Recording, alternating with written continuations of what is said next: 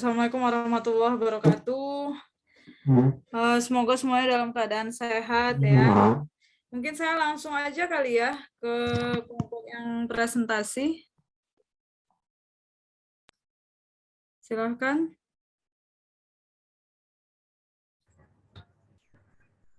Boleh Mbak kelompok 1? Ya, silakan. Keisha. Mita tolong share screen ya. Sebentar, coba saya set up dulu ya share screen-nya.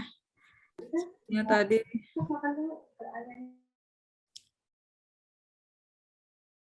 Ya, silakan. Baik, sebentar ya Mbak.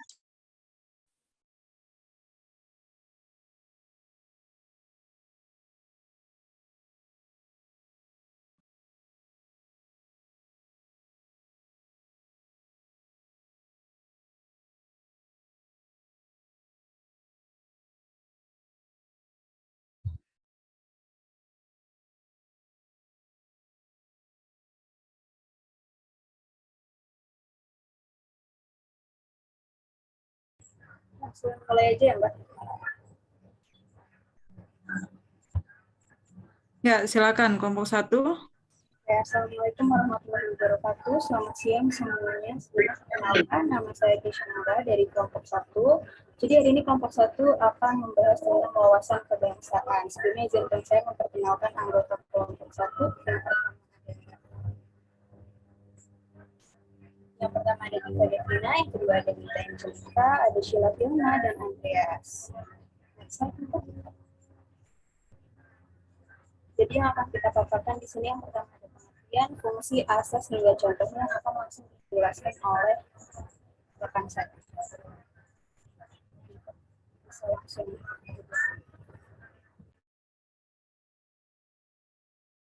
Di sini saya akan menjelaskan pengertian tentang wawasan kebangsaan. Next slide, please. Jadi, wawasan kebangsaan itu adalah konsep mengenai cara memandang yang dilandasi kesadaran diri dan kemampuan seseorang atau kelompok orang sebagai suatu bangsa dari suatu negara dan bertingkah laku sesuai falsafah hidup bangsanya dalam kehidupan berbangsa dan bernegara. Nah, jadi wawasan kebangsaan ini menjadi salah satu pilar penting keberhasilan masyarakat sebagai suatu bangsa dalam mencapai tujuan bersama. Nah, wawasan Nusantara ini juga penting karena dengan adanya pemahaman akan wawasan Nusantara, maka bangsa Indonesia akan menjadi kuat dan semakin diakui oleh dunia serta mampu menghadapi ancaman dari luar. Selanjutnya akan dijelaskan oleh rekan saya.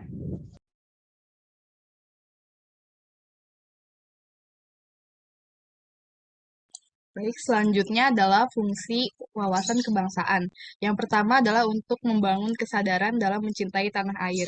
Karena wawasan kebangsaan dapat menimbulkan rasa menjiwai semangat bangsa. Lalu berikutnya adalah membangun kesatuan dan persatuan antara suku, etnis, dan agama. Karena negara kita adalah negara multikultural, tidak akan ada perdamaian jika hanya mementingkan golongan diri sendiri. Perlu ada rasa toleransi dan menghargai perbedaan. Yang ketiga adalah untuk membentuk cara pandang yang luas dan diverse. Jika ada wawasan kebangsaan, pikiran kita tidak akan sempit. Alih-alih ribut soal isu SARA, justru perbedaan yang ada bisa kita gunakan untuk melengkapi satu sama lain. Dan ketika kita sudah punya cara pandang yang luas dan diverse, sudah pasti kita akan menjadi pribadi yang kritis. Berikutnya adalah berorientasi pada kepentingan nasional. Jika hanya mementingkan kepentingan golongan, akan banyak yang merugi dan yang untung hanya golongan tersebut saja. Sementara jika berorientasi pada kepentingan nasional, semuanya akan untung dan semuanya akan sama-sama enak dan tidak akan ada yang rugi. Slide berikutnya akan dijelaskan oleh teman saya.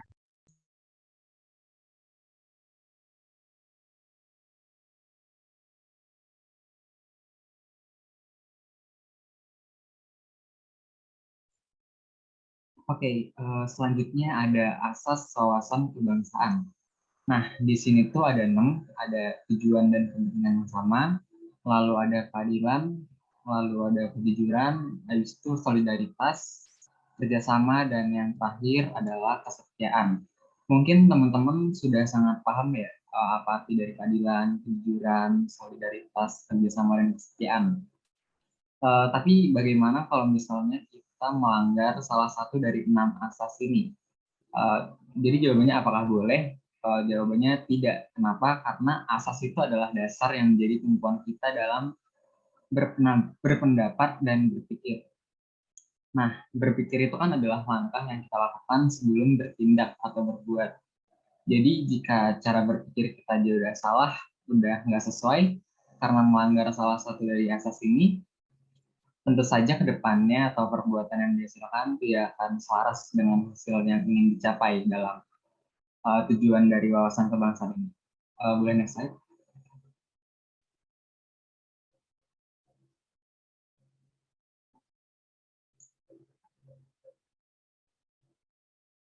Oke, di sini kami kelompok 1 mengangkat contoh kasusnya itu sebuah sosok yang sangat familiar, dikenal dengan nama Bapak Kemanusiaan atau Bapak Pluralisme, yaitu Abdurrahman Wahid atau yang akrab dipanggil Gus Dur.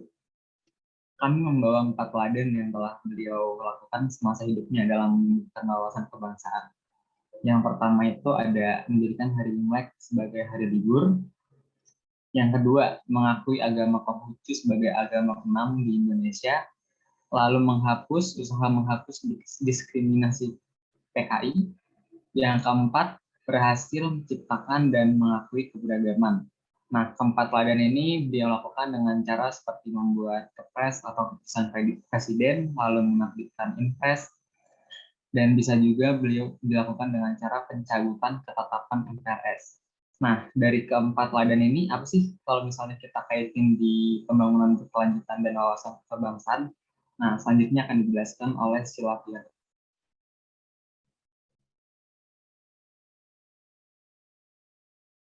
Ya, baik, terima kasih. Dari contoh sikap Gus Dur tadi, terdapat hal-hal yang patut kita teladani dari beliau. Di antaranya adalah kesederajatan. Kesederajatan ini adalah suatu sikap mengakui adanya persamaan derajat, persamaan hak, dan persamaan kewajiban sebagai sesama manusia.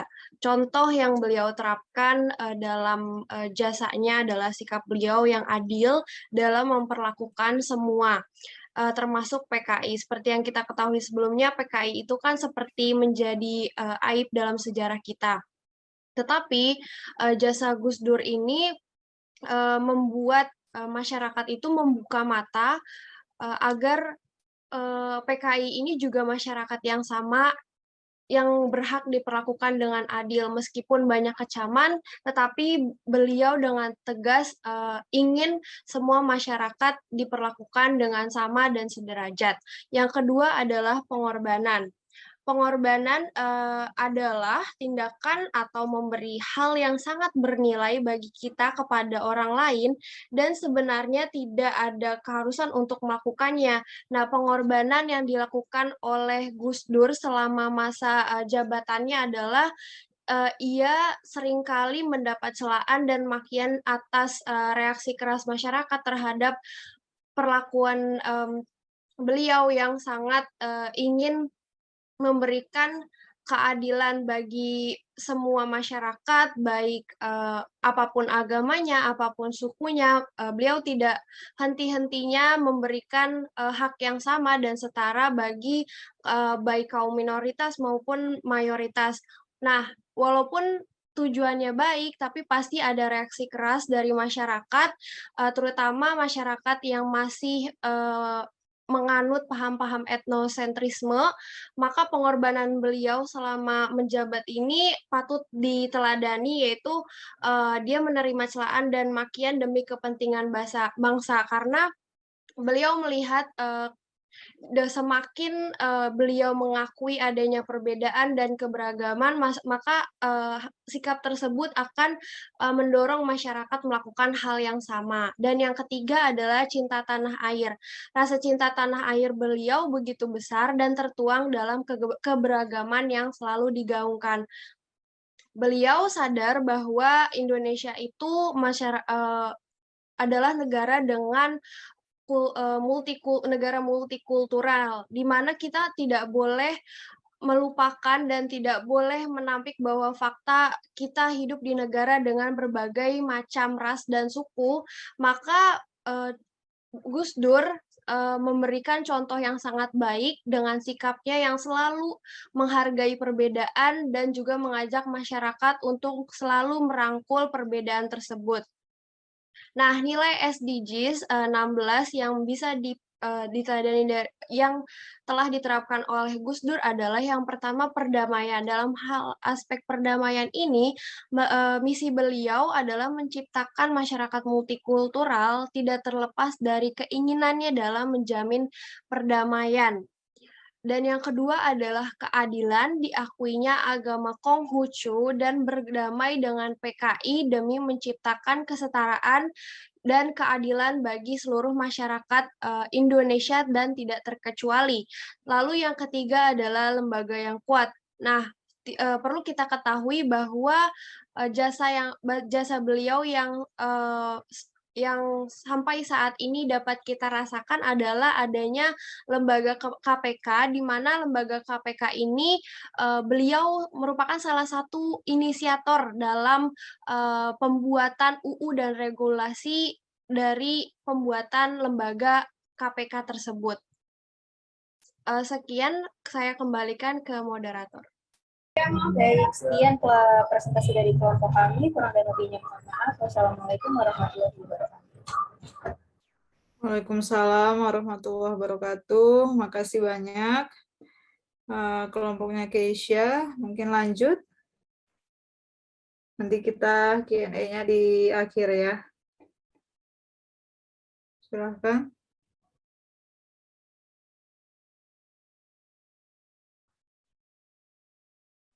Izin share screen ya, Mbak. Ya.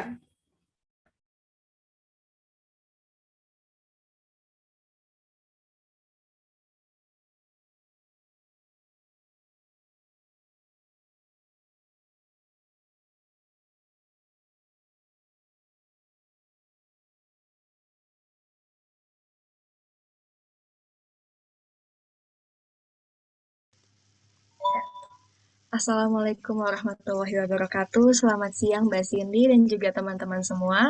Kami dari kelompok 2, kali ini kami akan memaparkan korelasi antara wawasan kebangsaan dengan SDGs 16. Sebelumnya perkenalkan anggota kelompok kami. Yang pertama, ada saya sendiri sebagai moderator Alia Rana Pertiwi. Yang kedua ada Gimagda Satya Trisna. Yang ketiga Salventina Puspa. Yang keempat Stefani Matea. Terus ada Puspita Dwi Anjani. Dan yang terakhir ada Winda Rahmadita. Oke, kita akan mulai dulu pengertian apa itu wawasan kebangsaan dan juga apa itu SDGs 16 beserta dengan korelasinya yang juga nanti akan diikuti oleh bagaimana upaya-upaya sudah dilakukan oleh Indonesia dalam rangka menerapkan SDGs 16 ini dalam wawasan kebangsaan. Bisa dimulai, teman-teman? Oke, yang pertama itu kita akan bahas tentang wawasan kebangsaan. Wawasan kebangsaan yang dimiliki Indonesia adalah nilai-nilai Pancasila sebagai ideologi atau dasar negara yang diantaranya ada nilai religius, kekeluargaan, keselarasan, kerakyatan, dan keadilan. Nah, melalui nilai-nilai tersebut, maka akan terciptanya sikap individu yang beberapa diantaranya adalah pemahaman tentang nasionalisme dan sikap toleransi. Kemudian akan dilanjutkan oleh Winda. Baik, selanjutnya saya akan menjelaskan mengenai SDGs dan korelasinya. Jadi seperti yang kita tahu, SDGs ini merupakan agenda yang merupakan pembangunan berkelanjutan berdasarkan HAM dan kesetaraan. Tujuannya yaitu berupaya untuk menguatkan masyarakat yang inklusif dan damai atau peace, terwujudnya penegakan keadilan atau justice, serta membangun institusi yang tangguh atau strong institutions. Nah, jika kita mengaitkan kedua pemahaman tersebut dengan mengamalkan nilai wawasan kebangsaan, maka seorang individu atau kelompok itu akan terus menanamkan nilai-nilai yang terkandung dalam Pancasila. Kemudian hal ini membuat seseorang atau negara memiliki tanggung jawab dan rasa nasionalisme untuk menciptakan negara yang aman dan tentram, sehingga hal tersebut akan menyebabkan terwujudnya cita-cita yang terdapat dalam poin SDGs 16. Mengapa demikian? Maka hal tersebut akan dijelaskan melalui studi kasus yang akan dibawakan oleh Alia dan Gimarda.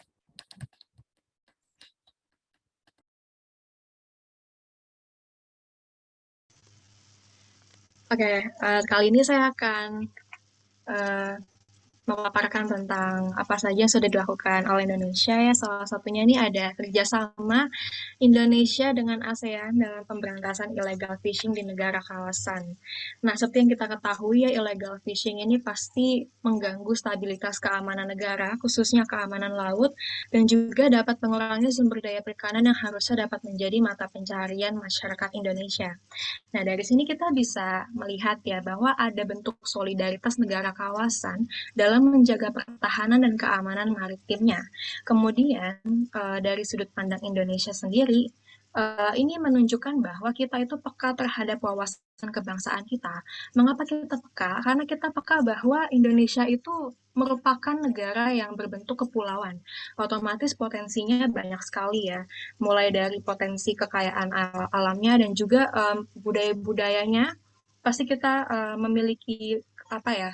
Memiliki ragam budaya, salah satunya masyarakat pesisir itu dia punya mata pencaharian yang bergantung pada alam tersebut, dan juga cara mereka bertahan hidup juga menggantungkan pada kekayaan alam tersebut gitu.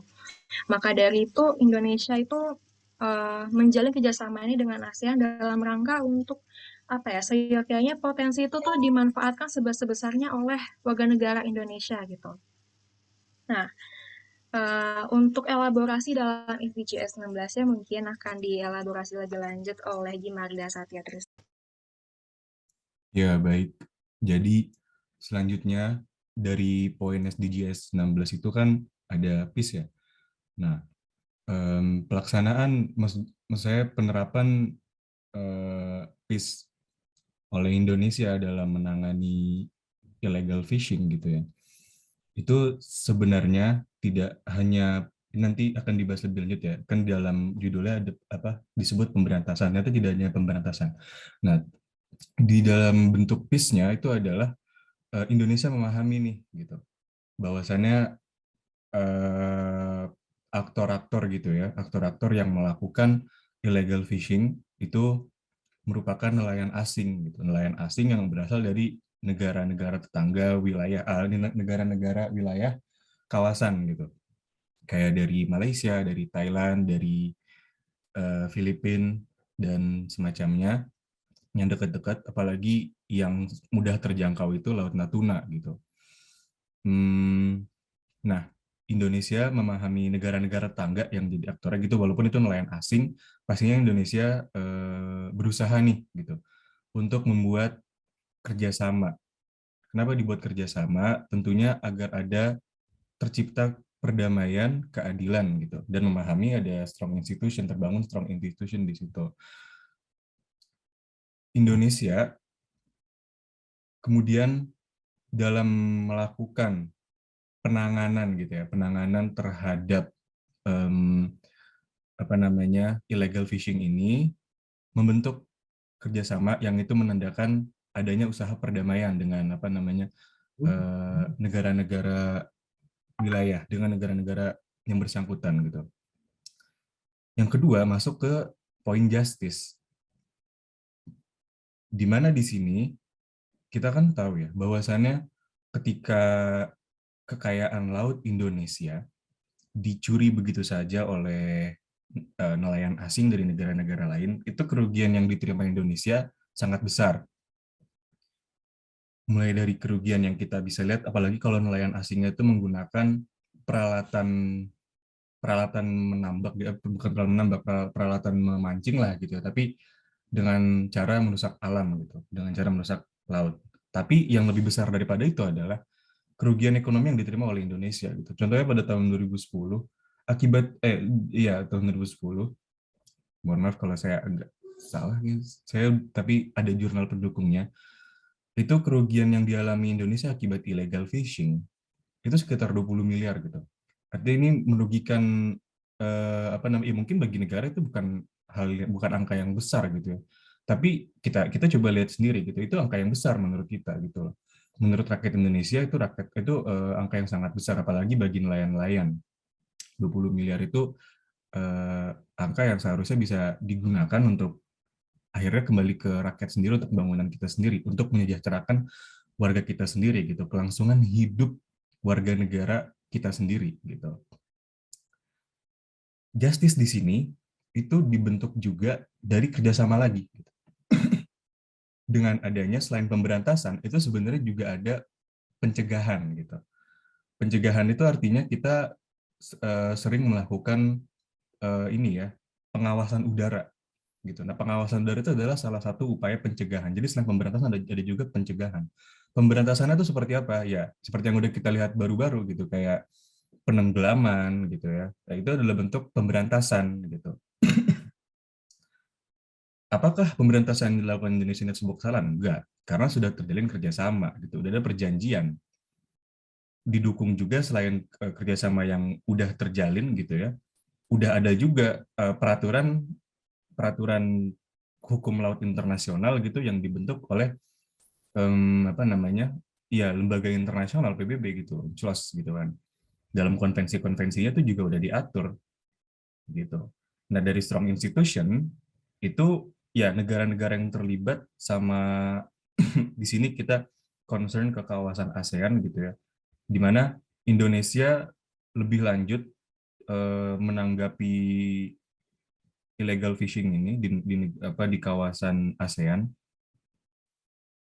Indonesia sudah menjalin nih sebelumnya hubungan perjanjian bilateral gitu sama Thailand, sama Filipina, sama Malaysia gitu kan untuk menangani illegal fishing ini. Ternyata masih banyak juga gitu pelanggaran-pelanggaran. Akhirnya Indonesia meneruskan ke lembaga yang selanjutnya yaitu ASEAN gitu. Dan di ASEAN juga nih kita memperkuat lagi gitu loh. Kita memperkuat lagi kerjasamanya dalam menangani illegal fishing ini. Jadi ketiga poin ini dalam hal penanganan illegal fishing di negara kawasan dari Indonesia itu sudah terlaksana menurut saya. Adapun kalau ada tambahan dari Alia Rona, dipersilakan. Oke, saya cuma mau nambahin sedikit aja sih, setuju banget sama yang dibilang Wardah tadi. Untuk peace-nya ya, ini untuk mempertahankan kelangsungan hidup warga negara kita gitu, karena kita ngelihat masyarakat pesisir juga bergantung kepada sumber daya alam, sehingga dengan kebijakan pemerintah untuk mempertahankan negara kawasannya ini dari illegal fishing, sama saja negara itu memberikan jaminan kepada masyarakat Indonesia bahwa masyarakat Indonesia lah yang bisa menikmati kekayaan alam kita sepenuhnya gitu. Nah, dan ini juga dalam PIS akan menghindari konflik juga antara masyarakat dengan pemerintah, karena masyarakat merasa keadilannya sudah terpenuhi oleh pemerintah juga. Nah, dari saya segitu aja tambahannya. Ya, oke. Terima kasih, Alia. Mungkin kalau ini sedikit aja ya, nambahin juga. Tapi nggak panjang kok, cuman kayak mungkin peace yang belum terjalin sampai sekarang tuh karena belum ada perjanjian, kayaknya saya belum tahu sih ada perjanjian atau enggak yang masalah. Contoh gini, kenapa ini dikatakan peace ketika Indonesia akhirnya menjalin hubungan membahas ini, membuat perjanjian bilateral gitu ya dengan Malaysia, dengan Thailand dan lain sebagainya hingga dibawa ke ASEAN gitu. Nah, itu kan bentuk upaya perdamaian. Tapi satu nih, ada yang nggak masuk kategori peace, yaitu ketika ada suatu negara besar gitu daerah sini masuk ke Laut Natuna gitu. Dan sampai sekarang masih ngotot-ngototan bahwa itu dia klaim itu punya dia, kita klaim itu punya kita gitu kan. Nah, itulah bentuk perbedaan antara lah kalau gitu dong bukan peace gini. Itu peace gitu loh. Ketika kita menjalin hubungan dengan negara lain dalam menangani masalah bersama, illegal fishing itu adalah bentuk transnational crime gitu ya. Transnational crime. Crime apa artinya? Kejahatan. Ketika kita memerangi kejahatan, kita mengusahakan perdamaian dari kejahatan itu, ya berarti kita sudah menjalin peace gitu. Tapi ada negara yang nggak mau peace gitu. Kita bisa lihat dari situ. Itu doang sih tambahannya. Oke, kalau nggak ada lagi mungkin dilanjut aja ke selanjutnya. Terima kasih.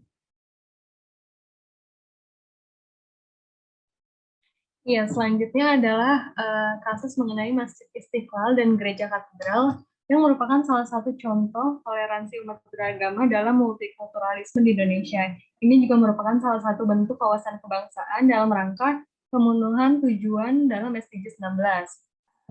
Jadi salah satu di antara nilai wawasan kebangsaan itu adalah nilai kekeluargaan, yaitu kesediaan untuk menjalin hubungan harmonis di antara sesama anak bangsa.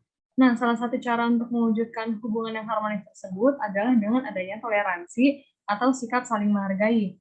Nah, dalam hal ini akan dibahas mengenai Masjid Istiqlal dan Gereja Katedral yang merupakan contoh toleransi umat beragama dalam multikulturalisme di Indonesia.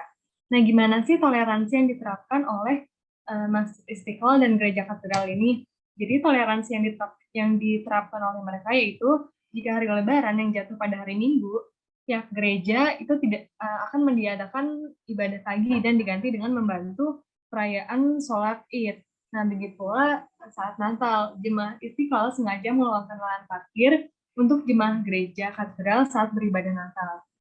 Nah, jika kasus ini dielaborasikan dengan SDGs 16, yang seperti kita tahu tujuan yang dicapai dari SDGs 16 itu yang pertama ada mendukung masyarakat yang damai dan inklusif untuk pembangunan berkelanjutan dengan salah satu targetnya yaitu mengurangi segala macam bentuk kekerasan.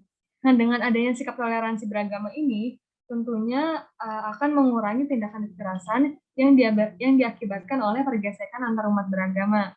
Toleransi yang ditunjukkan oleh Masjid Istiqlal dan Gereja Katedral ini menunjukkan bahwa perbedaan agama itu bukan menjadi penghalang untuk dapat bersatu.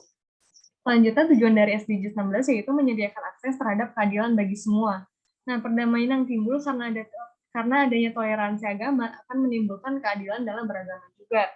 Setiap orang akan mendapat keadilan untuk melaksanakan ibadah sesuai dengan agama yang dianutnya. Dan terakhir, tujuan dari SDGs 16 yaitu membangun institusi-institusi yang efektif, akuntabel, dan inklusif di semua level. Nah, rasa damai dan keadilan yang tercipta dari toleransi beragama akan berimbas kepada kekuatan internal dari suatu negara. Toleransi beragama itu membuat orang-orang itu menjadi tidak mempermasalahkan perbedaan untuk bisa bersatu. Perbedaan agama bukan merupakan suatu alasan untuk menghancurkan suatu negara atau suatu institusi, melainkan justru dapat memperkuat kekuatan internal dari suatu negara atau suatu institusi. Sekian penjelasan dari kami, mungkin akan dikembalikan kepada moderator. Oke, terima kasih teman-teman kelompok 2 atas pemaparannya. Sekian pemaparan dari kelompok 2, kurang lebihnya mohon maaf. Kami tutup dulu. Wassalamualaikum warahmatullahi wabarakatuh. Ya, waalaikumsalam warahmatullahi wabarakatuh. Lanjut. Makasih kelompok 2. Tadi tentang illegal fishing ya. Dan Masjid Katedral dan Masjid Istiqlal dan Katedral. Keberagaman ini ya, agama ya, kepercayaan. Lanjut kelompok 3 ya.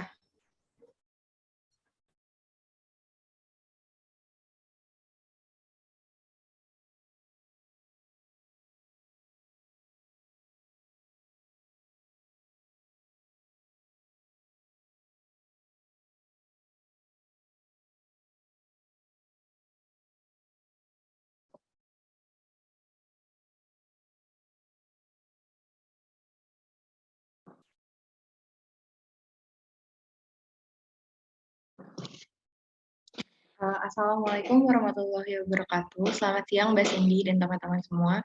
Kami dari kelompok 3 ingin mempresentasikan terkait wawasan kebangsaan dan SDGs 16 serta studi kasusnya. Sebelumnya izinkan saya memperkenalkan anggota kelompok kami terlebih dahulu. Ya, ada Ananda Hasnariani, Kasadiwa Davin Eso, Namira Putri Aziza, saya sendiri Naila Sabrina, Andrew Metu Sianturi, dan Fahmi Maulana.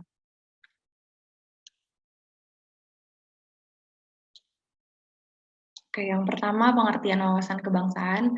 Wawasan kan berarti pandangan atau konsepsi dari cara pandang kita, sedangkan kebangsaan dari kata bangsa itu adalah kelompok masyarakat yang berasal dari keturunan, adat, sejarah yang bersamaan. Jadi wawasan kebangsaan adalah cara pandang seseorang atau kelompok untuk memahami jati dirinya sebagai suatu bangsa dan cara bertingkah laku sesuai dengan falsafah hidup bangsanya yang di Indonesia adalah Pancasila. Jadi dengan adanya wawasan kebangsaan, kita jadi mempunyai konsep yang bisa membedakan antara bangsa Indonesia dengan bangsa-bangsa lain di dunia ini. Ini ada nilai wawasan kebangsaan. Yang pertama, pengorbanan, yang berarti mendahulukan kepentingan bangsanya di atas kepentingan pribadi, daerah, dan golongannya. Yang kedua, kesederajatan, yang berarti kesempatan yang sama dalam berperan demi bangsa. Yang ketiga ada kekeluargaan yang berarti saling menjaga hubungan baik dan harmonis antara sama anak bangsa yang sama. Nah, di negara itu nggak cuma ada krisis politik atau ekonomi, tapi juga ada namanya krisis karakter bangsa yang mempunyai pengaruh besar dalam kehidupan berbangsa dan bernegara. Oleh karena itu, karakter bangsa itu sangat penting untuk menjadi pegangan atau pedoman dalam pengembangan individu serta bangsa.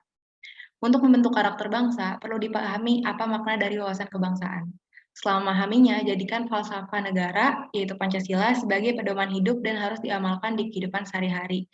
Karena kan dalam kehidupan sehari-hari itu karakter bangsa itu akan muncul dan terimplementasikan sehingga terrefleksi menjadi karakter bangsa yang baik. Jadi setelah melakukan semua itu, barulah karakter bangsa dapat terbentuk. Selanjutnya akan dilanjutkan oleh teman saya.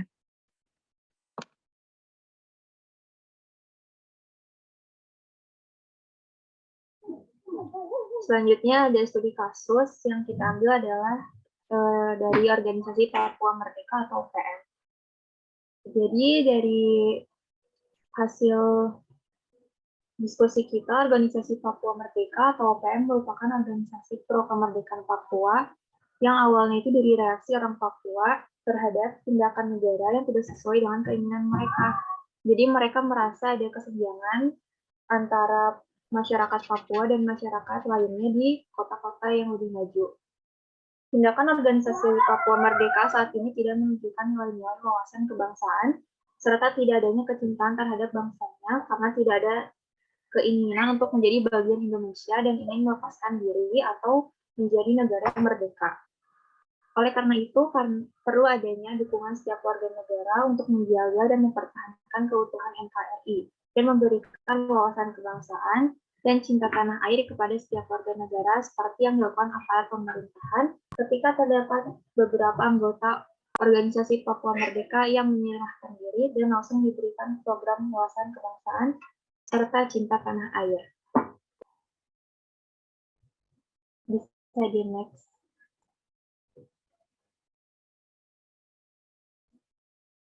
Ya, selanjutnya elaborasi dari SDS Goal 16. Yang pertama ada keadilan atau justice. Masalah keadilan dalam pemerataan pembangunan merupakan salah satu faktor timbulnya kelompok separatis atau OPM ini. Pembangunan yang cenderung berfokus di wilayah yang lebih mudah terjangkau membuat kecemburuan sosial pada masyarakat yang tinggal di daerah terbelakang seperti Papua. Hal tersebut yang menimbulkan adanya pemikiran beberapa masyarakat di Papua untuk memisahkan diri dari Indonesia. Oleh karena itu, butuh adanya poin keadilan dalam pemerataan pembangunan yang dilakukan pemerintah dan wilayah Eropa. Dengan keadilan, maka tidak akan menimbulkan kecemburuan sosial dari masyarakat suatu wilayah terhadap masyarakat. Selanjutnya ada peace atau perdamaian. Timbulnya kelompok separatis di Papua pasti menimbulkan kecemasan bagi masyarakat sekitar karena adanya pergolakan konflik yang tidak berkesudahan. Dengan tidak adanya subordinasi dalam hal pembangunan di Papua, maka jalan untuk perdamaian akan lebih mudah untuk dicari. Karena hingga saat ini di Papua masih menjadi salah satu provinsi termiskin di Indonesia juga masih terbelakang, baik dalam bidang pendidikan hingga kesehatan. Maka dari itu, pemerataan pembangunan dapat menjadi faktor untuk menciptakan perdamaian di Papua. Kelompok separatis tidak akan mengusik lagi jika sudah tercipta pembangunan yang seimbang antara wilayah Papua dan wilayah Indonesia lainnya. Yang ketiga, ada kelembagaan yang kuat atau strong institution. Aspek lembaga yang kuat dibutuhkan untuk menciptakan pembangunan yang merata di Papua. Pembangunan bukan hanya dalam bidang ekonomi saja, namun juga dalam bidang seperti pendidikan dan kesehatan yang menjadi urgensi untuk sekarang. Oleh karena itu, dengan memajukan pembangunan di Papua, melalui lembaga yang kuat akan membuat kelompok separatis seperti OPM akan mulai memudar pengaruhnya. Sehingga lembaga yang kuat sangat dibutuhkan dalam terciptakan pembangunan yang merata tanpa adanya menganalisasi dan subordinasi.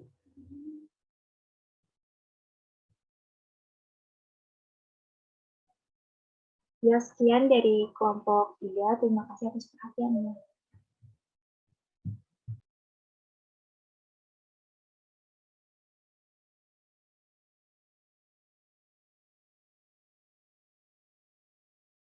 Ya, makasih kelompok Ananda. Kita lanjut.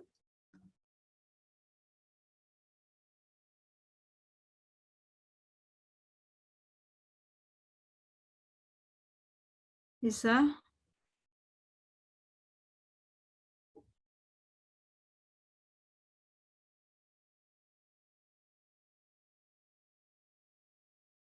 Assalamualaikum warahmatullahi wabarakatuh. Saya Tasya Amini dari kelompok 4 akan menjelaskan mengenai wawasan kebangsaan dan keterkaitannya dengan SDGs nomor 16. Sebelumnya saya akan memperkenalkan anggota kelompok 4. Yang pertama ada saya sendiri, Tasya Amini.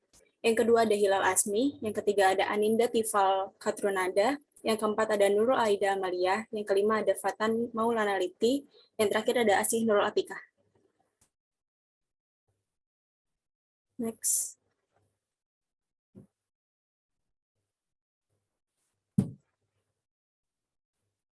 Baik, kelompok kami mengambil studi kasus mengenai penguatan civic literasi yang sesuai dengan materi wawasan kebangsaan dengan bahan kajian pemahaman nasional atau wawasan kebangsaan, nilai-nilai kebangsaan, serta kompetensi membentuk karakter bangsa yang juga sesuai dengan tujuan dari SDGs 16, yaitu mendukung masyarakat yang damai dan inklusif untuk pembangunan berkelanjutan yang merata.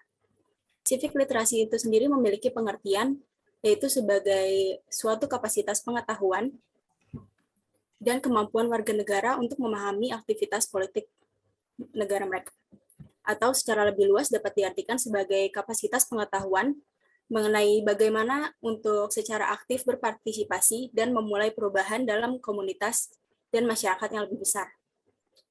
Dalam penguatan civic literasi sendiri terdapat 3 komponen inti. Yang pertama ada pengetahuan kewarganegaraan atau civic knowledge, yaitu adalah suatu wawasan tentang bagaimana hidup dalam berbangsa dan bernegara dalam aspek kenegaraan dengan mereduksi nilai Pancasila. Yang kedua ada keterampilan kewarganegaraan atau civic skill. Itu merupakan suatu keahlian dalam mengembangkan suatu bakat atau keterampilan untuk andil dalam memajukan negara. Yang terakhir ada sikap kewarganegaraan atau civic disposition. Itu adalah suatu sikap yang harus dengan jelas memposisikan dirinya sebagai warga negara. Contohnya adalah dalam melaksanakan kewajiban sebagai warga negara.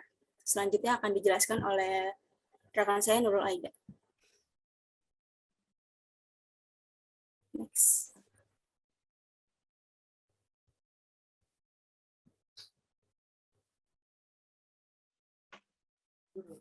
Perlunya penguatan civic literasi merupakan salah satu bentuk usaha mengatasi permasalahan-permasalahan bangsa dengan tujuan utama, yaitu untuk menguatkan wawasan kebangsaan dengan membaca untuk membentuk pribadi good citizen pada setiap warga yang menjadi suplai pengetahuan dalam membangun bangsa, berpikiran luas mengenai wawasan kebangsaan, dan tentunya dalam mewujudkan nilai-nilai Pancasila. Civic literasi juga bertujuan dalam pembentukan warga negara yang kritis dan solutif atas berbagai permasalahan yang ada, dan menjadi pioner dalam bertindak untuk meluruskan perilaku masyarakat yang belum berperilaku baik dalam kehidupan bermasyarakat, berbangsa, dan bernegara. Penguatan civic literasi dapat dilakukan dengan berbagai cara, antara lain yang pertama, mengembangkan komunitas yang ada pada suatu tempat, ditambah dengan memasukkan nilai-nilai civic literacy dari keterampilan, pengetahuan, hingga karakter dalam wawasan bernegara. Yang kedua, melalui media pembelajaran PPKN, mata kuliah PPKN dapat meluruhkan nilai-nilai Pancasila dalam kehidupan bernegara. Di antaranya, pembelajaran PPKN mampu membentuk watak dan meningkatkan karakter yang baik, berwawasan kebangsaan yang luas, pluralisme, dan berkemajuan dalam menyiapkan kecakapan abad 21. Dengan dilakukannya peningkatan civic literasi memiliki manfaat yang dimana sebagai berikut. 1. Membantu menangkal penyebaran hoaks yang beredar di masyarakat. Yang banyaknya hoaks yang beredar di masyarakat memicu terjadinya kesalahan pemahaman terhadap suatu peristiwa yang terjadi.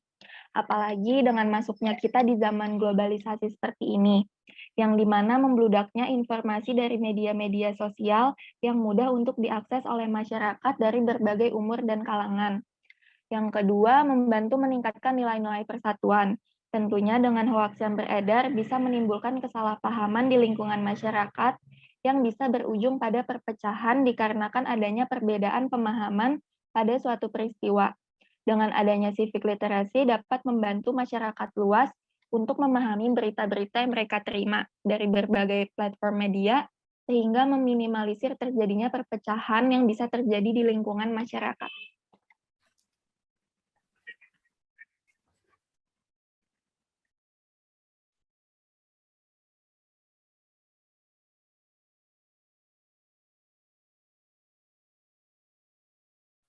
Sekian dari kelompok 4. Terima kasih.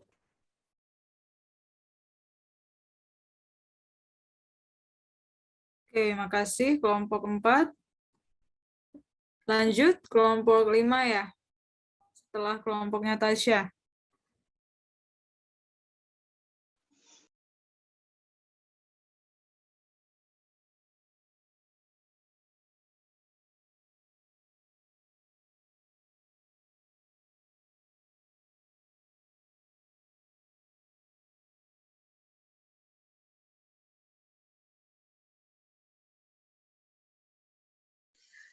Baik, teman-teman, Mbak Cindy, Assalamualaikum warahmatullahi wabarakatuh. Shalom, Om Swastiastu, Namo Buddhaya, Salam Kebajikan.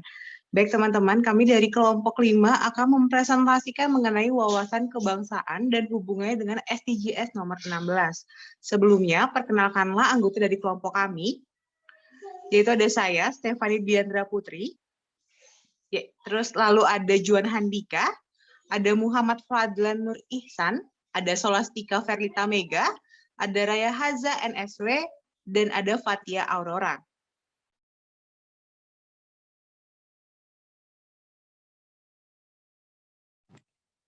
Nah, baik. Jadi yang pertama kami akan menjelaskan terkait definisi dari wawasan kebangsaan. Mungkin ini sama seperti teman-teman kelompok sebelumnya, bahwa wawasan kebangsaan itu merupakan satu cara pandang atau perspektif terkait ciri-ciri yang menandai golongan bangsa.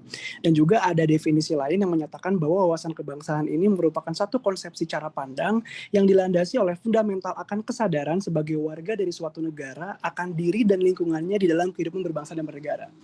Nah, dari kedua definisi ini kadangkala timbul suatu pertanyaan. Kenapa sih wawasan kebangsaan ini menjadi eksistensi yang urgent dan harus dipatrikan dalam diri seluruh masyarakat Indonesia khususnya? Jika kita lihat dalam perspektif yang rasional, kita kan berdiri sebagai warga negara yang hidup dan disatukan karena suatu perbedaan atau heterogenitas dan juga kemajemukan. Maka dari itu nilai-nilai seperti wawasan kebangsaan itu merupakan satu prasyarat mutlak yang harus dijaga demi tetap tegak dan utuhnya negara kesatuan Republik Indonesia dalam keseluruhan komponennya. Nah, kemudian jika kita membahas terkait kemajemukan atau heterogenitas itu tadi, itu merupakan satu kekayaan atau advantage yang dapat menjadi kekuatan positif gitu dalam proses pembangunan bangsa. Namun di sisi lain, hal itu juga tentunya mengandung satu potensial konflik yang cukup riskan bila tidak dikelola dengan baik dan dapat menjadi garis start titik retaknya persatuan dari kesatuan bangsa. Entah itu pada akhirnya akan menimbulkan satu perdebatan secara verbal ataukah bahkan memicu satu konflik yang destruktif gitu. Nah, kemudian hal tersebut itu harus menjadi satu aksentuasi yang mampu dipahami oleh seluruh masyarakat Indonesia, baik dalam kacamata stigma yang negatifnya untuk menghindari hal tersebut maupun dari perspektif positif untuk memanfaatkan hal tersebut gitu.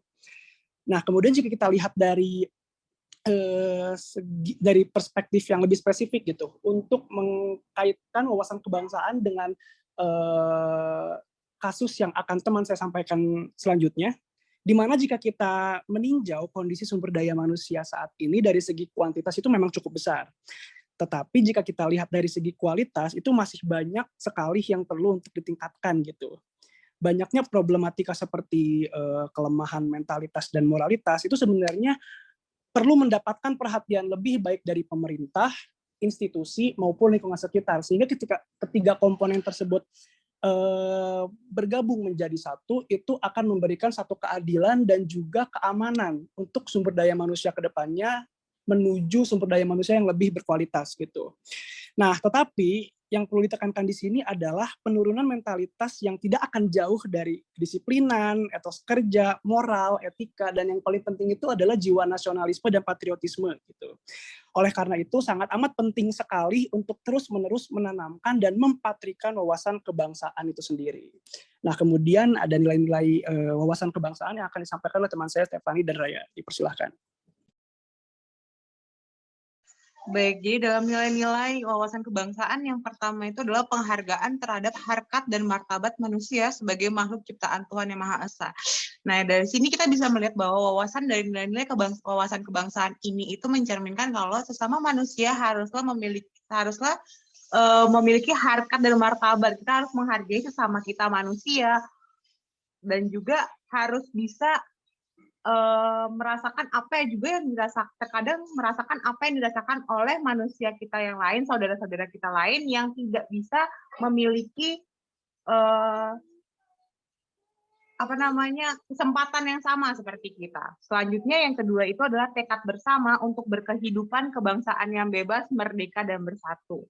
Dan di sini adalah berarti nilai-nilai dari wawasan kebangsaan itu adalah memiliki satu tujuan yang sama, yaitu untuk memiliki hidup yang bebas, merdeka, dan bersatu. Dari semua ini adalah berarti bahwa tujuan dari kita adalah untuk merdeka dan bersatu, untuk sama-sama bersatu agar tidak terpecah belah. Selanjutnya adalah cinta akan tanah air dan bangsa. Dari sini kita melihat bahwa nilai-nilai dari wawasan kebangsaan itu adalah cinta akan tanah air dan bangsa kita.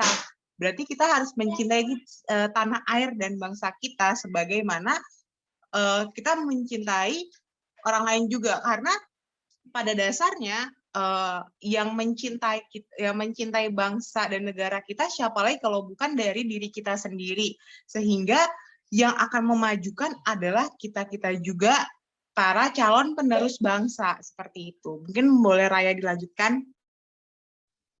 Oke, makasih Stephanie. Selanjutnya nilai wawasan kebangsaan yang ketiga yakni demokrasi atau kedaulatan rakyat. Maksud dari nilai ini biasanya adalah suatu negara menyelesaikan setiap isu politik atau permasalahan lainnya dengan mendengarkan suara atau aspirasi rakyat. Jadi dari rakyat, oleh rakyat, dan untuk rakyat. Yang selanjutnya yakni nilai kesetiakawanan sosial. Nilai dasar ini dapat diwujudkan dalam bentuk pikiran, sikap, dan tindakan saling peduli dan berbagi yang dilandasi oleh rasa kerelaan, kesetiaan, kebersamaan, toleransi, dan kesetaraan guna meningkatkan harkat martabat dan harga diri setiap warga negara Indonesia. Jadi karena Indonesia ini merupakan negara yang multikultural, nilai ini merupakan salah satu yang penting untuk diterapkan agar dapat terbentuknya rasa nasionalisme yang menciptakan suatu kesatuan masyarakat yang saling menghargai di antara perbedaan. Dan yang terakhir adalah nilai masyarakat yang adil dan makmur. Apabila nilai-nilai wawasan kebangsaan yang sebelumnya telah diterapkan, maka akan terciptanya nilai dasar terakhir yakni masyarakat yang adil dan makmur. Masyarakat yang adil dan makmur adalah masyarakat yang telah mencapai suatu tingkatan di mana keadilan dan kemakmuran telah dinikmati oleh seluruh rakyat. Boleh next, Lita.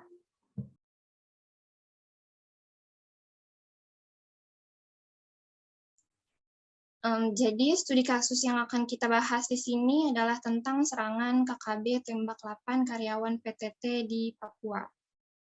Kasus pemberontakan di wilayah Papua yang kerap menelan korban disebut dengan istilah KKB Papua. KKB itu merupakan singkatan dari kelompok kriminal bersenjata bagi suatu kelompok di wilayah Papua yang menebar teror baik kepada warga sipil maupun TNI dan Polri. KKB Papua adalah kelompok yang ingin Papua melepaskan diri dari NKRI. Sehingga kelompok tersebut sudah bisa disebut sebagai gerakan separatis. Boleh dilanjutkan, Fatia? Pada hari Rabu, 2 Maret lalu terjadi penembakan 8 pekerja di PT Palapa Timur Telematika oleh KKB Papua. Aksi penyerangan ini terungkap dari rekaman CCTV Tower milik PTT yang dalam rekamannya terlihat satu pekerja yang selamat dari penyerangan KKB dan tampak meminta bantuan penyelamatan. Boleh di next, Lita.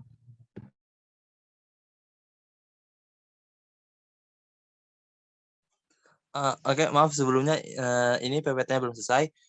Saya akan menjelaskan mengenai korelasi dari studi kasus yang ada dengan SDGs dan wawasan kebangsaan itu sendiri. Kami mengambil studi kasus mengenai kasus penembakan yang ada di tanah Papua. Seperti yang kita ketahui dan sudah dijelaskan oleh teman saya Lita dan Fatia tadi, bahwa kasus penembakan tersebut bukan menargetkan angkatan bersenjata seperti TNI dan Polri, melainkan mereka menyerang pekerja sipil yang tidak tahu apa-apa. Para pekerja tersebut yang ditugaskan untuk memperbaiki menara seluler Telkomsel di distrik Boga mendapatkan serangan dari Tentara Pembebasan Nasional Papua Barat atau TPNP yang merupakan sayap bersenjata dari organisasi Papua Merdeka atau OPM. Yang mana kita ketahui bersama bahwa OPM merupakan organisasi yang berusaha untuk memisahkan diri dari tanah air Indonesia. Tentu OPM merupakan organisasi yang tidak sesuai dengan nilai-nilai yang terkandung dalam wawasan kebangsaan ataupun butir-butir sila Pancasila. Seperti yang sudah dipaparkan oleh teman saya Fadlan tentang wawasan kebangsaan, bahwa mereka merupakan sekelompok orang yang hanya berlandaskan kepentingan pribadinya saja.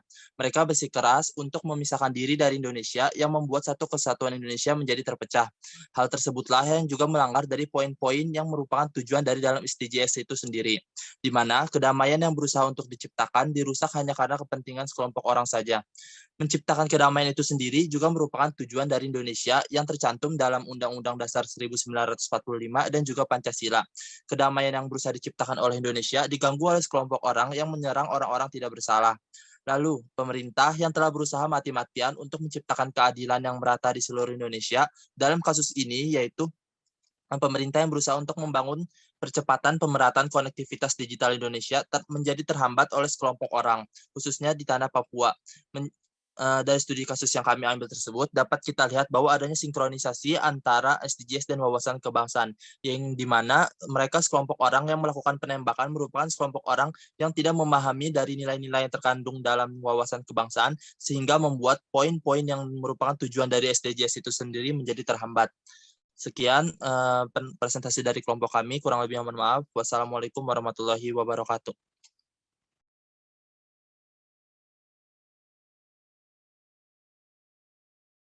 Baik, Waalaikumsalam warahmatullahi wabarakatuh. Makasih kelompoknya Juan. Boleh saya lanjut?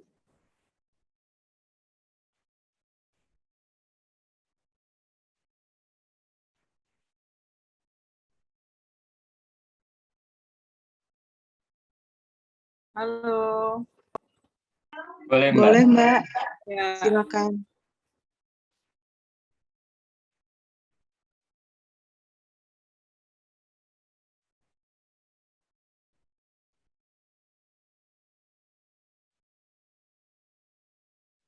Tunggu sebentar, Mbak, agak sedikit loading. Ya. Makasih.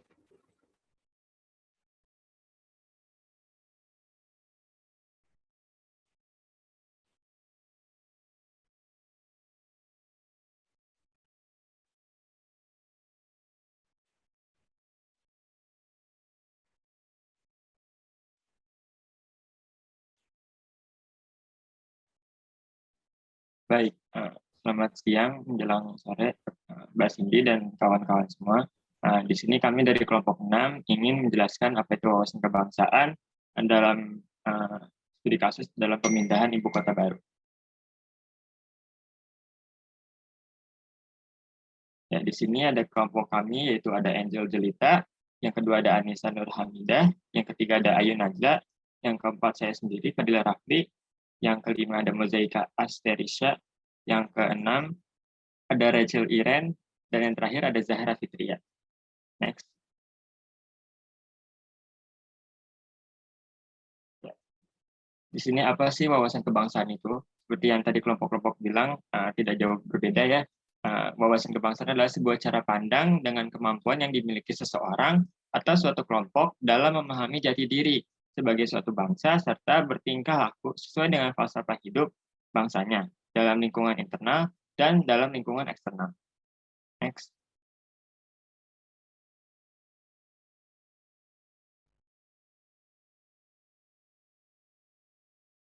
Nah, di studi kasus ini, pembangunan ibu kota negara IKN Nusantara merupakan upaya pemerintah untuk mengusung pembangunan ekonomi yang inklusif dengan menyebarluaskan magnet pertumbuhan ekonomi baru sehingga tidak hanya bertumpu di Pulau Jawa semata, namun IKN juga sekaligus menjadi wujud pengarus utamaan simbol identitas bangsa, green economy, green energy, smart transportation, dan tata kelola pemerintahan yang efisien dan efektif sebagai milestone transformasi besar bangsa Indonesia.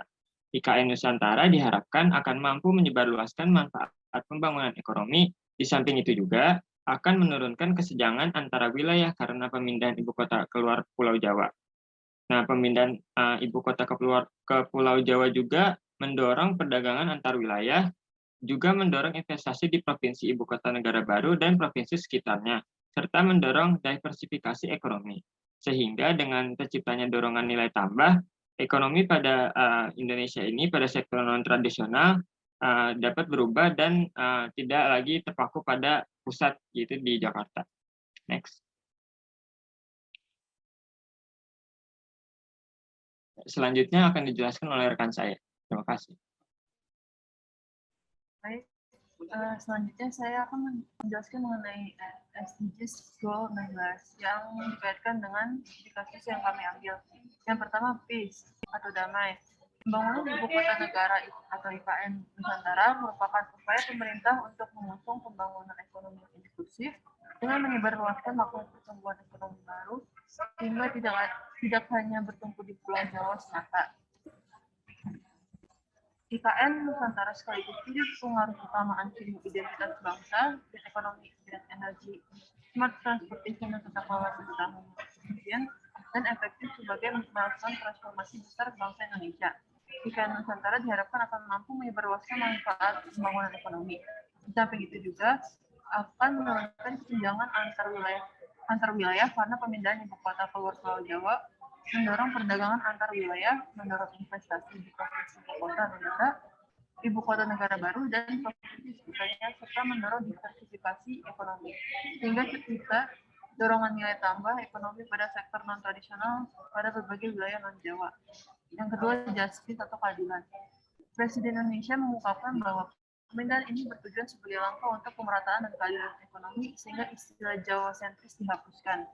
Survei penduduk antar sensus atau SUPAS 2015 menyebutkan sebesar 56,56% penduduk Indonesia atau sekitar 150,18 juta jiwa terkonsentrasi di Pulau Jawa. Statement ini menunjukkan bahwa beban Jakarta dan Jawa sudah terlalu berat yang kemudian menjadi latar belakang memindah ibu kota negara ke Kalimantan Timur. Yang ketiga ada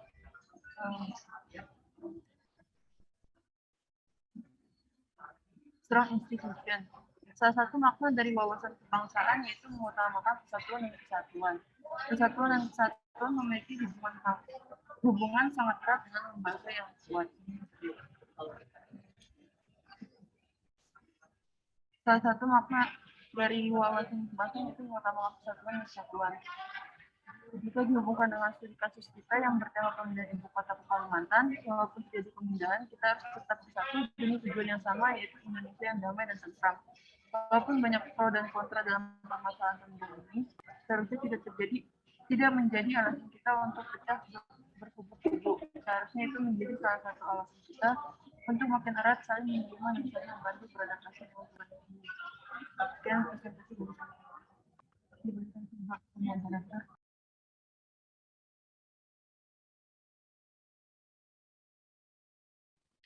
Baik, terima kasih telah mendengarkan Mbak Cindy dan kawan-kawan. Kami kelompok 6 pamit, selamat siang.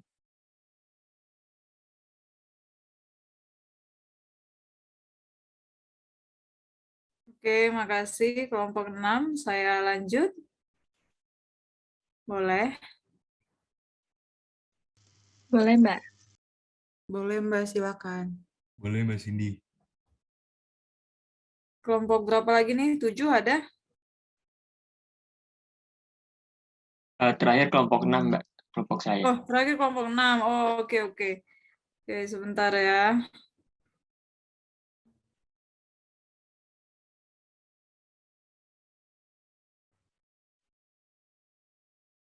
Bentar. Ya. Saya tadi mau buka PowerPoint. Nah, ini Wasbang ya, wawasan kebangsaan. Bentuknya PDF ya, karena PowerPoint-nya terlalu besar byte-nya. Sebetulnya sudah kalian jelaskan ya, sudah terlihat belum? Sudah, Mbak. Sudah ya. Sebetulnya semuanya sudah kalian jelaskan gitu ya, dengan apik, dengan baik ya. Nah, jadi ininya saja mungkin ya.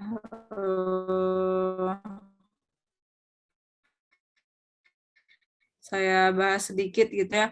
Wawasan kebangsaan itu tentu ada kemudian kesederajatan, kekeluargaan gitu ya, sehingga tidak dilakukan lagi gitu. Nah, kemudian Nah, ini sering jadi kasus ya, karena kita punya banyak etnik, kita punya banyak tribes ya, tribes atau etnik itu sama.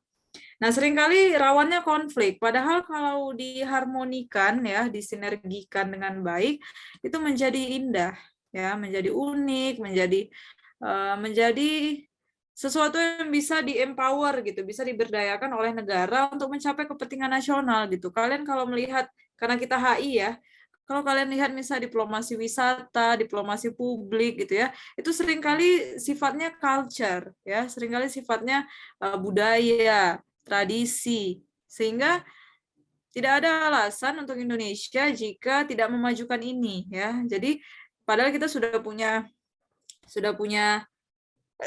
prinsip ya, Bhinneka Tunggal Ika, berbeda-beda tapi tetap satu jua, sehingga saya pikir ini seharusnya lebih bisa diberdayakan untuk mencapai kepentingan nasional ya.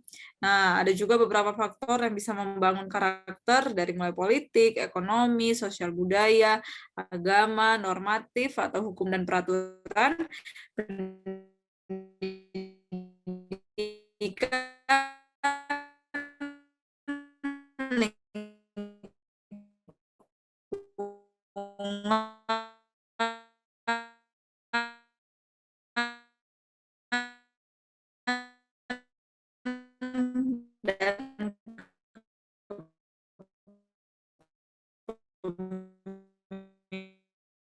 pimpinan. Nah, semuanya ini tidak berdiri sendiri, wah agama dengan ideologi jadi kontradiktif sebetulnya gitu ya.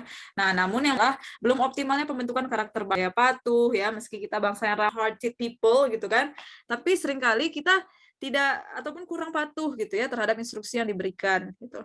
Nah, kemudian kurang mampu menyerap budaya global yang lebih sesuai dengan budaya bangsa, kemudian tidak meratanya kondisi sosial dan ekonomi masyarakat gitu ya.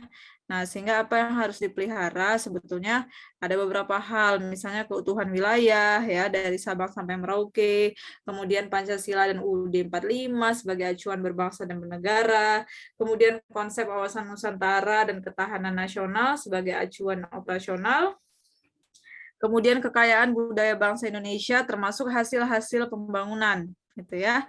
Nah, lalu ada lagi inferioritas dan superioritas suku bangsa, ini yang harus dicegah ya. Kesenjangan kewilayahan antara barat dan timur, kesenjangan penduduk miskin dan kaya, dan pengekangan terhadap demokratisasi dan desentralisasi. Sementara ada beberapa elemen yang sebetulnya bisa kita kembangkan dengan baik ya. Tadi misalnya budaya, kemudian menggali dan mengidentifikasi, lalu mendeskripsikan bahasa nasional, menyusun peta budaya, ya, lalu kontak lintas budaya, pendidikan berkelanjutan atau sustainable education, dan meningkatkan daya adaptasi. Ini yang paling penting sebetulnya ya, bisa kita kembangkan. Oke, mungkin ini yang perlu saya sampaikan. Ada yang ingin ditanyakan? Silahkan.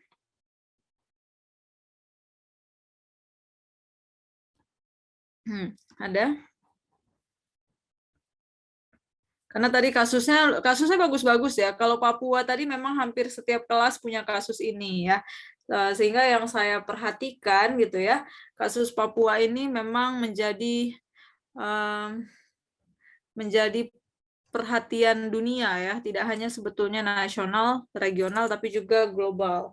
Sehingga kasus ini juga sering dibahas ya untuk di kelas-kelas baik kelas bela negara ataupun bahkan kelas-kelas yang lain untuk HI ya. Nah, kemudian bagaimana seharusnya menyikapi ini gitu ya. Sebetulnya itu yang penting gitu ya, wawasan kita tuh itu mungkin sebetulnya karena kita kurang wawasan juga gitu. Sehingga melihat Papua itu seperti tidak include dengan kita, padahal mereka include ke Indonesia. Mereka Indonesian gitu ya, mereka bangsa Indonesia. Jadi ini yang harus dicermati ya. Gitu. Mungkin ada lagi yang kira-kira mau disampaikan? Silakan.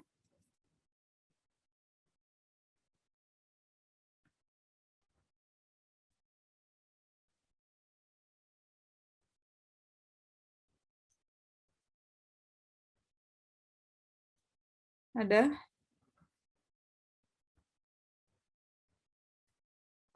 Cukup, Mbak. Cukup.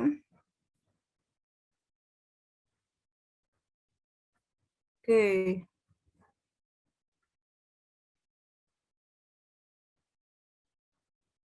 Bentar ya.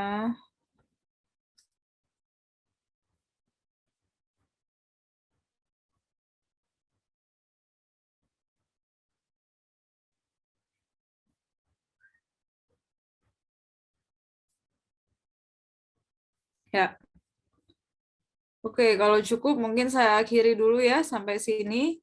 Minggu depan bukan saya yang mengampu ya, mungkin dosen lain. Nanti saya lihat lagi apakah Mas Garcia atau mungkin Bu Evi ya, Bu Angela. Yang pasti semoga pembelajaran kita bermanfaat, menjadi kebaikan untuk semua, menjadi amal jariah untuk saya ya. Kita ketemu lagi di enggak, UTS juga mungkin enggak saya karena bukan saya walinya ya. Jadi ya pada saat UTS dan UAS nanti soal-soal akan soal-soal itu kolaborasi ya sifatnya. Jadi ada yang dari saya, ada dari dosen-dosen lain begitu ya. Saya stop record dulu ya.